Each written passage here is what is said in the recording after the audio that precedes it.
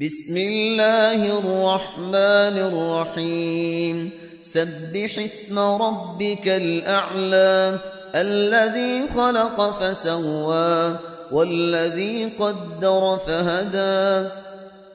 والذي أخرج المرعى فجعله غثاء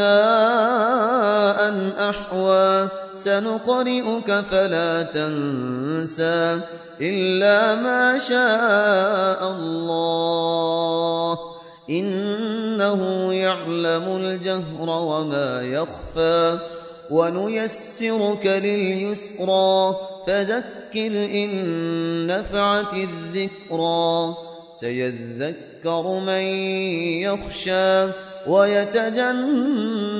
الأشقى الذي يصلى النار الكبرى ثم لا يموت فيها ولا يحيا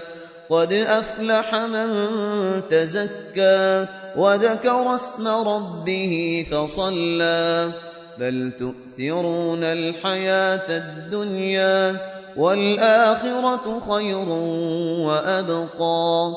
إن هذا لفي الصحف الأولى صحف إبراهيم وموسى